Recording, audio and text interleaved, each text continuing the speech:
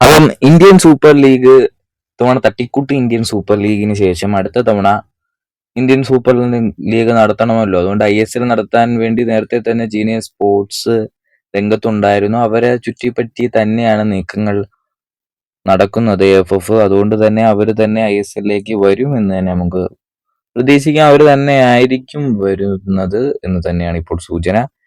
ഇപ്പം raw sports global report ചെയ്യുന്ന പ്രകാരം ISL clubs have proposed a club driving model of the future operation and commercialism of the league. അതായത് ലീഗിന്റെ ഭാവിക്കായിട്ട് വാണിജ്യ പ്രവർത്തകര് ഇതിൽ പറഞ്ഞിരിക്കുന്ന പദ്ധതികൾ, അതായത് ഡാറ്റ, അതുപോലെ തന്നെ മിക്ക കാര്യങ്ങളും ജീനിയസ് സ്പോർട്സ് തന്നെയായിരിക്കും ഇതിൽ മുന്നിൽ നിൽക്കുക. മറ്റു കാര്യങ്ങളായിട്ട് ഇപ്പോ എല്ലാ പദ്ധതികളിലും ക്ലബ്ബുകൾ അംഗീകരിച്ചു കഴിഞ്ഞു എന്ന് തന്നെ ഇവർ റിപ്പോർട്ട് ചെയ്യുന്നുണ്ട്. ജീനിയസ് സ്പോർട്സ് ഉദ്ദേശിക്കുന്ന എല്ലാ കാര്യങ്ങളും സമ്മതിച്ചിട്ടുണ്ട് ക്ലബ്ബുകൾ എന്ന് തന്നെ പറയുന്നു. അതുപോലെ തന്നെ ഒരു ക്ലബ്ബ് ഒഴികെ ബാക്കി എല്ലാ ക്ലബ്ബുകളും ISLൽ ജീനിയസ് സ്പോർട്സ് തന്നെ വരണമെന്നുള്ള കാര്യം തന്നെ ഇപ്പൊ അവർ അറിയിച്ചിട്ടുണ്ട്. അതുപോലെ തന്നെ അതിൽ ഒരു ക്ലബ്ബ് എന്ന് പറയുന്നത് ഈസ്റ്റ് ബംഗാൾ ആണ്.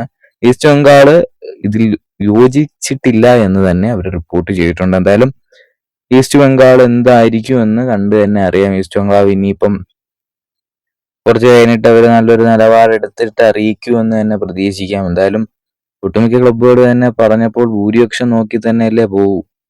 അതുകൊണ്ട് AFFന്റെ കൂടെയുള്ള ജീനിയസ് സ്പോർട്സിന് ഇപ്പോൾ ഏകദേശം ക്ലബ്ബുകളുടെ കയ്യിൽ നിന്നും സപ്പോർട്ട് കിട്ടിയിട്ടുണ്ട്. ഇനിയിപ്പോൾ നമ്മൾ നേരത്തെ റിപ്പോർട്ട് ചെയ്ത പോലെ തന്നെ 23-ാം തീയതി നടക്കുന്ന ആ ഒരു മീറ്റിംഗിലായിരിക്കും ISLന്റെ കമേഴ്ഷ്യൽ പാർട്ട്നേഴ്സിനെ പറ്റിയിട്ടുള്ള അവസാനഘട്ട ചർച്ചകൾ നടക്കാനായിട്ട് പോകുന്നത്.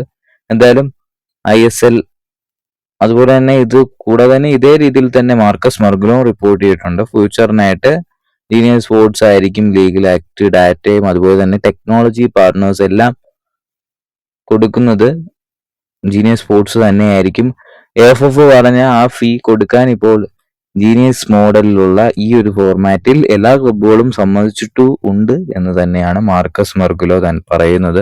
ചുരുക്കത്തിൽ പറഞ്ഞാൽ ISL ആരംഭിക്കാൻ പോവുകയാണ്. പഴയ രീതിയിൽ ആ പഴയ ഫോർമാറ്റിൽ ISL തിരിച്ചു വരണം തന്നെയാണ് ഫുട്ബോൾ പ്രേമികൾക്കുള്ളത്. ഇത്തവണ തട്ടിക്കൂട്ടായിരുന്നു, അടുത്ത തവണ മികച്ച രൂപത്തിൽ തന്നെ തിരിച്ചു വരും എന്നുള്ള കാര്യത്തിൽ ഉറപ്പായിട്ടുണ്ട്.